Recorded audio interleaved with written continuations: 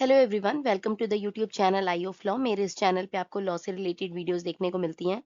आज का जो मेरा वीडियो है उसका टॉपिक है इनकम टैक्स एक्ट का एक बहुत ही इंपॉर्टेंट टॉपिक जो कि है capital assets and capital gain. ठीक है, इसको हिंदी में हम कहते हैं पूंजीगत संपत्ति और पूंजीगत लाभ। ठीक है, अब ये जो हमारा कैपिटल गेन होता है ना, आपको याद होगा जब हमने इनकम टैक्स को स्टार्ट किया था तो मैंने आपको बताया था कि कैपिटल गेन जो है हमारा वो एक हेड है, मेजर हेड आता है किसका? इनकम का। चलिए आज इसको स्टार्ट करते हैं। कैपिटल गेन को समझने के पहले हमें देखना होगा कि कैपिटल एसेट क्या होता है, यानी कि पूंजीगत संपत्ति क्या होती है। ठीक है, तो section number 2 sub section number 14 of income tax act हमें बताता है कि कैपिटल एसेट क्या होती है। ठीक है, तो इसके अकॉर्डिंग कोई भी प्रॉपर्टी जो एक एसएससी के पास हो, चाहे वो उसके बिजनेस या प्रोफेशन से रिलेटेड हो या नहीं हो, उसे हम क्या कह देते हैं? कैपिटल एसेट कह देते हैं। ठीक है, इसको हम चार मेन टाइप में कवर करते हैं। सबसे पहले हमारा मूवेबल यानी कि चल संपत्ति, जैसे कि कार हो गई, ज्वेलरी हो गई। नेक्स्ट आता है इमूवेबल यानी कि अचल संपत्ति, जैसे कि जमीन हो गई या फिर बिल्डिंग हो गई। इसके बाद आती है टेंजिबल, जिसको हम मूर्त संपत्ति कहते हैं, जिसे हम टच कर सकते हैं। और है इंटेंजिबल जो अमूर्त, जिसको हम कहते हैं जिसे हम, जैसे गुडविल होता है या फिर पेटेंट्स होता है। तो इन चार टाइप्स के अलावा भी कुछ स्टैट्यूटरी इंक्लूजन्स हैं, मतलब वैधानिक समावेश हैं इसके। वो क्या है? एफआईआई सिक्योरिटीज, जिसको हम कहते हैं फॉरेन इंस्टीट्यूशनल इन्वेस्टर की सिक्योरिटीज, ये भी हमेशा कैपिटल एसेट की तरह ही ट्रीट होती है। दूसरा है हाई प्रीमियम यूएलआईपीज, जो फरवरी 2021 के बाद वाली जो पॉलिसीज है ना, जिनका प्रीमियम 2.5 लाख से ज्यादा है, वो कैपिटल एसेट की तरह ट्रीट होती हैं। और उसके बाद है अर्बन एग्रीकल्चरल लैंड, यानी कि शहरी कृषि भूमि, वो भी अब कैपिटल एसेट की तरह ही ट्रीट की जाती है। अभी हमने देखा कि क्या कैपिटल एसेट है, अब हम देख रहे हैं कि क्या चीजें कैपिटल एसेट नहीं है। तो देखिए, स्टॉक इन ट्रेड यानी कि व्यापारिक स्टॉक जिसको कहते हैं, मतलब कि आपके बिजनेस का रॉ मटेरियल हो गया या फिनिश्ड गुड्स हो गए, इसमें नहीं आते क्योंकि वो आपके बिजनेस इनकम का पार्ट हो जाते हैं। नेक्स्ट आता है पर्सनल मूवेबल इफेक्ट्स, मतलब व्यक्तिगत चल संपत्ति। ठीक है, जैसे कि आपके घर का फर्नीचर हो गया, आपके घर की कार हो गई, पर्सनल कार, टीवी हो गया या कपड़े हो गए जो आप पर्सनल यूज के लिए यूज करते हो। ठीक है, वो कैपिटल एसेट नहीं है। लेकिन पर्सनल सामान में कुछ ऐसी चीजें हैं जैसे कि ज्वेलरी हो गई, आभूषण, या फिर कोई पेंटिंग हो गई जो हमारी जिसको हम कहते हैं कि बहुत पुरानी पेंटिंग्स हैं ये। ठीक है, या फिर स्कल्पचर्स हो गए हमारे, या फिर आर्कियोलॉजिकल कलेक्शंस हो गई, जैसे कि पुराने कॉइन्स हो गए, कोई पुराना ऐसा सामान रखा हुआ है, कोई पुरानी मूर्ति रखी हुई है। ये इस टाइप की कलेक्शन जो होती है ना, वो हमेशा कैपिटल एसेट मानी जाती है, चाहे वो आपकी पर्सनल ही क्यों ना हो। नेक्स्ट आता है रूरल एग्रीकल्चरल लैंड। ठीक है, मतलब ग्रामीण कृषि भूमि। इससे पहले की स्लाइड में हमने देखा था कि जो शहरी एग्रीकल्चरल लैंड है ना, वो हमारी कैपिटल एसेट नहीं होती, कैपिटल एसेट होती है। बट हम देख रहे हैं रूरल एग्रीकल्चरल लैंड को, कि वो खेती की जमीन जो गांव में है, ठीक है, रूरल एरिया में है, वो हमारी कैपिटल एसेट नहीं होती है। अब ये जो जमीन है ना, ये कैसे देखी जाती है? पॉपुलेशन और डिस्टेंस क्राइटेरिया के हिसाब से देखी जाती है। ठीक है, नेक्स्ट आता है स्पेसिफिक गोल्ड बॉन्ड्स, जिसके अंदर हमारा आता है गोल्ड डिपॉजिट बॉन्ड्स 1999, या फिर स्पेशल बियरर बॉन्ड्स 1991। ये भी ना कैपिटल एसेट की डेफिनेशन से बाहर होते हैं। ठीक है, अब देख रहे हैं डीम्ड कैपिटल एसेट्स, यानी कि कुछ ऐसे एसेट्स हैं जिनको लॉ के अंडर डीम्ड कैपिटल एसेट्स यानी मानी गई पूंजीगत संपत्तियां माना गया है। ठीक है, इन्हें दो पार्ट्स में डिवाइड किया गया है। पहला है आपका टेंजिबल एसेट्स, जिसको हम मूर्त संपत्ति भी कहते हैं हिंदी में। इसमें आती है अर्बन एग्रीकल्चरल लैंड, यानी कि शहरी कृषि भूमि। ठीक है, यह हर तरह की लैंड और बिल्डिंग्स, चाहे वो सेल्फ ऑक्यूपाइड हो या रेंट पर दी गई हो या बिजनेस के लिए यूज हो रही हो। ठीक है, बिजनेस के सारे फिक्स्ड एसेट्स, वो भी टेंजिबल एसेट्स में ही आ जाते हैं। इसके बाद आता है दूसरा इंटेंजिबल या फिर फाइनेंशियल, यानी कि अमूर्त और वित्तीय। तो इसमें शेयर्स और सिक्योरिटीज आ जाएंगे, प्रीशियस मेटल्स आ जाएंगी लाइक गोल्ड, सिल्वर, प्लैटिनम और इस तरीके की ज्वेलरी। और इंटेंजिबल एसेट्स जैसे कि गुडविल, ट्रेडमार्क या फिर ब्रांड नेम्स, ये सारे क्या होते हैं? डीम्ड कैपिटल एसेट्स कहे जाते हैं। यहाँ पे लिस्ट दी गई है कुछ इंटेंजिबल कैपिटल एसेट्स की। ठीक है, देखते हैं डिटेल में कि ये इंटेंजिबल कैपिटल एसेट्स यानी कि अमूर्त पूंजीगत संपत्तियां कौन-कौन सी हैं, जिन पर टैक्स रूल्स अप्लाई होते हैं। तो सबसे पहले है गुडविल ऑफ ट्रेड यानी कि बिज़नेस की रेप्यूटेशन। नेक्स्ट है right to subscribe to share यानी शेयर खरीदने का अधिकार। नेक्स्ट है पार्टनर शेयर इन फर्म, किसी फर्म में पार्टनर का हिस्सा। लीजिंग राइट इन माइंस, जैसी खान जो होते हैं खदानें, उनमें माइनिंग के राइट। नेक्स्ट है लाइसेंस टू प्रोड्यूस आर्टिकल्स, कुछ प्रोड्यूस करने का लाइसेंस है आपके पास। रूट परमिट्स, ट्रांसपोर्ट बिजनेस में रास्ता यूज करने के परमिट्स हैं आपके पास। टेनेंसी राइट, किराएदारी का अधिकार है। राइट टू मेंटेनेंस, मेंटेनेंस संभालने का अधिकार है। और आपका ट्रेडमार्क या ब्रांड नेम, ये सारे क्या है, इंटेंजिबल कैपिटल एसेट्स है। इनको हम छू तो नहीं सकते, बट ये कैपिटल एसेट्स होते हैं। अब देखते हैं rural versus urban agricultural land, ठीक है, यानी कि ग्रामीण और शहरी कृषि भूमि, ठीक है। तो एग्रीकल्चरल लैंड जो होती है ना, वो कैपिटल एसेट है या नहीं, ये उसकी लोकेशन और वहां की पॉपुलेशन, इन दोनों पर डिपेंड करता है। देखिए, अगर किसी जगह की पॉपुलेशन 10,000 से कम है ना, तो वो रूरल लैंड है और कैपिटल एसेट नहीं है। अगर कहीं की पॉपुलेशन 10,000 से कम है, तो वो रूरल लैंड हो जाएगी, मतलब ग्रामीण भूमि हो जाएगी और कैपिटल एसेट नहीं कहलाएगी। अगर पॉपुलेशन 10,000 से 1 लाख के बीच में है, तो म्युनिसिपल लिमिट के कम से कम 2 किलोमीटर के अंदर की लैंड जो होगी, वो अर्बन मानी जाएगी। ठीक है? अगर 1 लाख से 10 लाख की पॉपुलेशन है, तो कम से कम 6 किलोमीटर का दायरा चेक किया जाएगा अर्बन लैंड कहने के लिए। और अगर 10 लाख से ज़्यादा पॉपुलेशन है, तो 8 किलोमीटर की लैंड जो होगी वो शहरी ग्रामीण मतलब शहरी कृषि भूमि मानी जाएगी, ठीक है? और उस पर टैक्स लग जाएगा। तो सिंपल सा रूल है, डिस्टेंस लिमिट के बाहर रूरल, लिमिट के अंदर अर्बन कैपिटल एसेट्स हो जाएगी, ठीक है? अब हम देख रहे हैं काइंड्स ऑफ कैपिटल एसेट्स यानी कि पीरियड ऑफ होल्डिंग। तो टैक्सेशन के लिए एसेट्स को ना उनकी पीरियड ऑफ होल्डिंग यानी कि उनको धारण करने की अवधि के बेसिस पर ही क्लासिफाई किया जाता है। तो सबसे पहला आ रहा है फाइनेंशियल एसेट्स। तो जो लिस्टेड शेयर्स हैं और यूटीआई यूनिट्स हैं ना, उनके लिए लिमिट 12 महीने है।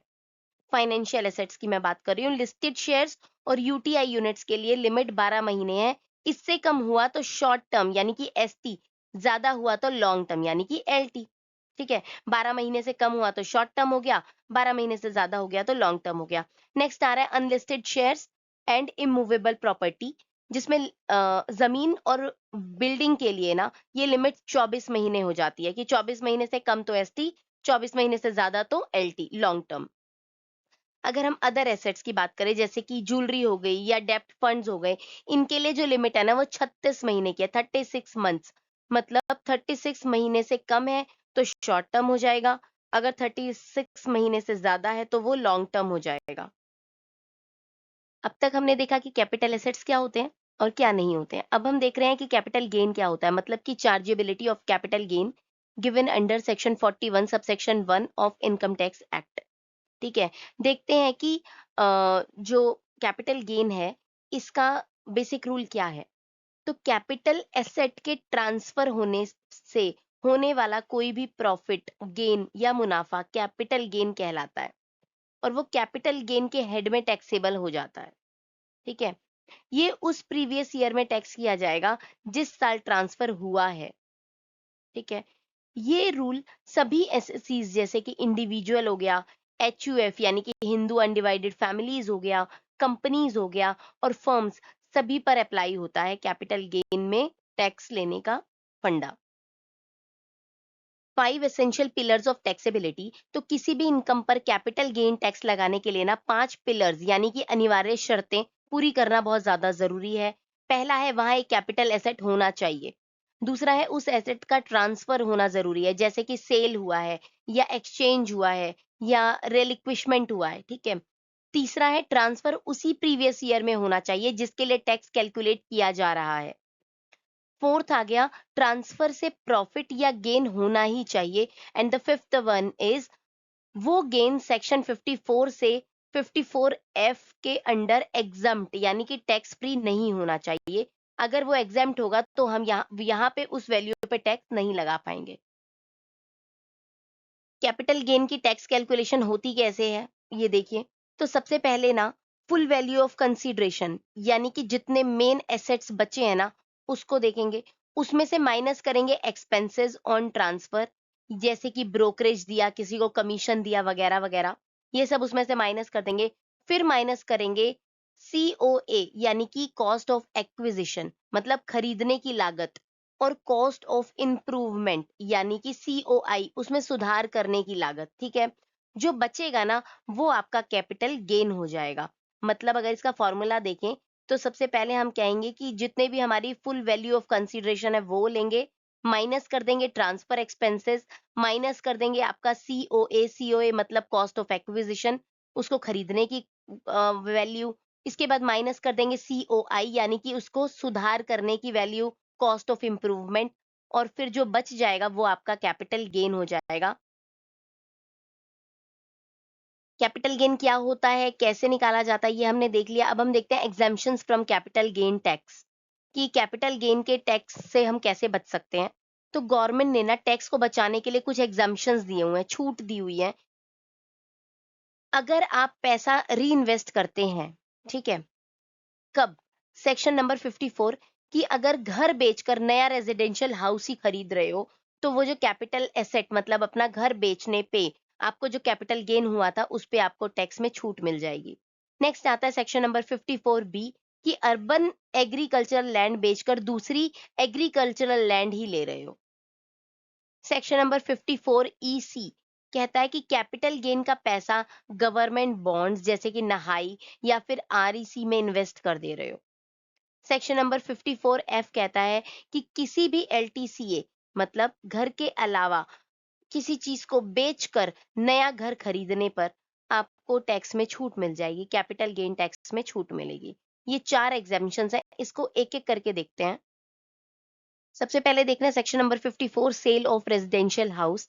तो इसमें आता है एलिजिबल एसएससी, तो इंडिविजुअल या फिर हिंदू अनडिवाइडेड फैमिली ही इसके लिए एलिजिबल है। इसके बाद आता है एसेट सोल्ड, तो आपने एक लॉन्ग टर्म रेजिडेंशियल हाउस बेचा है। परचेज टाइमलाइन की अगर हम बात करें, टाइम लिमिट की बात करें, तो नया घर ट्रांसफर से 1 साल पहले या 2 साल बाद तक खरीदना होगा, ठीक है? जैसे कि अगर मैंने आज कोई घर बेचा है, तो मैंने पिछले 1 साल में अपना कोई खरीद लिया होगा घर, या आने वाले 2 साल के अंदर मुझे एक घर खरीदना होगा, ठीक है? कंस्ट्रक्शन के लिए 3 साल का समय होता है, यही जो 2 साल है वो 3 साल के लिए हो जाता है, कंस्ट्रक्शन टाइमलाइन में अगर हम देखते हैं तो, ठीक है? एग्ज़ेम्प्ट अमाउंट क्या होता है? कैपिटल गेन या इन्वेस्टमेंट अमाउंट जो भी कम होगा वो एग्ज़ेम्प्ट हो जाएगा। या तो कैपिटल गेन कम है, तो वो एग्ज़ेम्प्ट हो जाएगी, या फिर आपकी इन्वेस्टेड अमाउंट है वो कम है, तो वो एग्ज़ेम्प्ट हो जाएगी।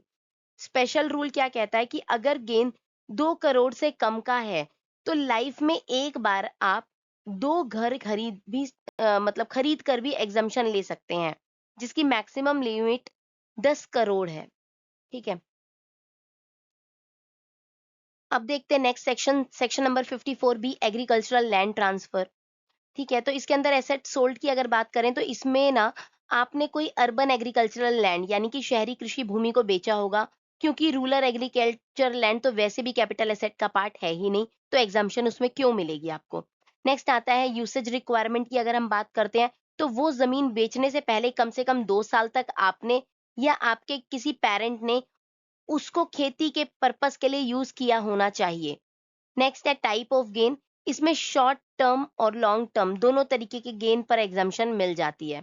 नेक्स्ट है री इन्वेस्टमेंट, तो बेचने के 2 साल के अंदर आपको दूसरी एग्रीकल्चरल लैंड खरीदी होनी चाहिए, चाहे वो अर्बन है या रूरल, मैटर नहीं करता।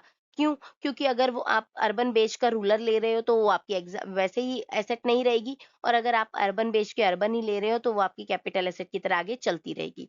नेक्स्ट है अगर एग्जम्पशन की बात करें, तो अगर नई जमीन की कॉस्ट आपकी कैपिटल गेन से ज़्यादा या बराबर है, तो आपको पूरा गेन जो होगा वो टैक्स फ्री हो जाएगा।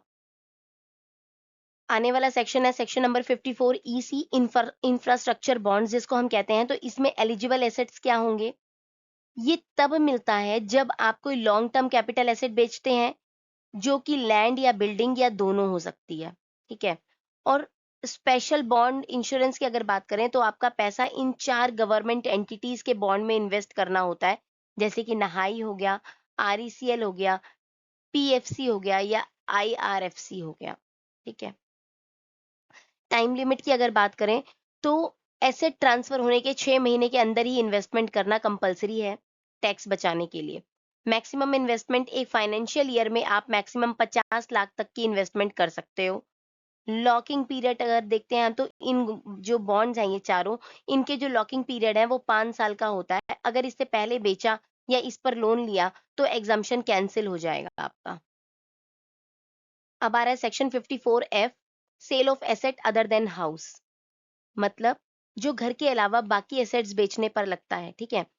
इससे सेक्शन 54 का ना मिरर प्रोविजन भी कहते हैं। की डिफरेंस क्या है? सेक्शन नंबर 54 में हम सिर्फ कैपिटल गेन इन्वेस्ट करते हैं, लेकिन सेक्शन नंबर 54F में आपको पूरी नेट कंसीडरेशन यानी कि कुल प्रतिफल यानी total sale value minus expense invest करनी होती है। इसका फॉर्मूला होगा क्या कि इसके एग्जम्पशंस जो है ना प्रोपोर्शनलिटी में मिलती है। Exemption is equal to capital gain over net consideration into amount invested, ये इसका फॉर्मूला है। जो एसएससीज है ना, तो ये सिर्फ इंडिविजुअल हो सकते हैं या फिर हिंदू अनडिवाइडेड फैमिलीज हो सकते हैं। कंडीशन ये है कि ट्रांसफर के दिन आपके पास एक से ज्यादा रेजिडेंशियल हाउस नहीं होना चाहिए। दूसरा है एलिजिबल एसेट की अगर हम बात करें तो घर को छोड़कर कोई भी लॉन्ग टर्म कैपिटल एसेट जैसे कि ज्वेलरी हो गई, शेयर हो गया या कोई खाली प्लॉट हो गया, वो इसमें आ जाता है। सीजीएएस एंड लॉक इन पीरियड। देखो, सीजीएएस मतलब होता है कैपिटल गेन अकाउंट स्कीम 1988। तो कई बार रिटर्न फाइल करने की जो डेडलाइन होती है वो पहले आ जाती है और री इन्वेस्टमेंट का टाइम बाद में होता है। इस टाइम गैप को भरने के लिए आपको अपना अनयूटिलाइज्ड कैपिटल गेन जो होता है रिटर्न फाइलिंग की ड्यू डेट से पहले एक स्पेसिफाइड बैंक अकाउंट में डिपॉजिट करना होता है। इस पैसे को ना यूटिलाइज ही माना जाता है। अगर स्टैट्यूटरी पीरियड में इसे विड्रॉ नहीं किया गया तो पीरियड खत्म होते ही इसके ऊपर कैपिटल गेन टैक्स लग जाएगा। अगर हम लॉक इन प्रिंसिपल देखें तो एग्जम्पशंस जो होती है ना वो कंडीशनल होती हैं, एब्सोल्यूट नहीं होती हैं। सेक्शन नंबर 54, 54B और 54F में 3 साल का लॉक इन पीरियड होता है। नए एसेट को 3 साल तक आप ट्रांसफर नहीं कर सकते।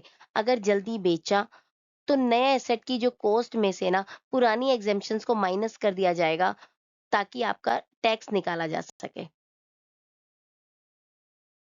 स्पेशल एग्जम्पशंस देख रहे हैं तो कुछ ऐसी स्पेशल एग्जम्पशंस यानी कि विशेष छूट भी है जहां बिना किसी री इन्वेस्टमेंट के अनकंडीशनली पूरी छूट मिलती है। जैसे कि section number 10 subsection 37 compulsory acquisition of urban agricultural land. अगर गवर्नमेंट आपकी अर्बन एग्रीकल्चरल लैंड को कंपल्सरी एक्वायर कर रही है तो वो फुल्ली एग्जम्प्ट है, लेकिन कंडीशन ये है कि ये सिर्फ इंडिविजुअल्स के लिए और हिंदू अनडिवाइडेड फैमिली के लिए है। और जो कंपनसेशन है ना वो सेंट्रल गवर्नमेंट से या आरबीआई ने तैयार किया हो। इसके बाद आता है कंपल्सरी एक्सक्यूजिशन ऑफ अर्बन लैंड। तो कुछ स्टेट लॉज के अंदर जैसे कि AP capital city land pooling scheme public project के लिए ना लैंड ट्रांसफर करने पर टैक्स एग्जम्पशन मिलती है ताकि जो लिटिगेशन ना हो और डेवलपमेंट जो है वो तेज हो सके, ठीक है। जो ये हमारे एग्जम्पशंस हैं इनको हम एक बार क्विक व्यू में देखते हैं। सेक्शन नंबर 54 हमारा कहता है रेजिडेंशियल हाउस बेचो, रेजिडेंशियल हाउस खरीदो। हिंदू अनडिवाइडेड फैमिली और इंडिविजुअल्स के लिए है और मैक्सिमम लिमिट 10 करोड़ की है। सेक्शन नंबर 54B कहता है अर्बन एग्रीकल्चरल लैंड बेचो, कोई भी एग्रीकल्चरल लैंड खरीद लो। ये भी इंडिविजुअल या एचयूएफ के लिए है, लिमिट अमाउंट ऑफ गेन तक ही है, ठीक है। सेक्शन 54EC कहता है लैंड या बिल्डिंग बेचो, गवर्नमेंट बॉन्ड खरीदो। ये सभी के लिए एप्लीकेबल है और मैक्सिमम लिमिट कितनी है? 50 लाख रुपया। सेक्शन 54F कहता है एनी एलटीसीए एक्सेप्ट हाउस बेचो, रेजिडेंशियल हाउस खरीदो। इंडिविजुअल और एचयूएफ के लिए ही है और ये प्रोपोर्शनेट मिलती है, ठीक है। वीडियो को एंड करने से पहले देखते हैं कि हमने क्या-क्या सीखा। तो कैपिटल एसेट्स का मतलब है any property held by any SSC जिसमें कुछ स्पेसिफिक एक्सक्लूजन्स होते हैं। इसके बाद देखेंगे एसेट का जो शॉर्ट टर्म या लॉन्ग टर्म होना पूरी तरीके से उसके पीरियड ऑफ होल्डिंग पर डिपेंड करता है।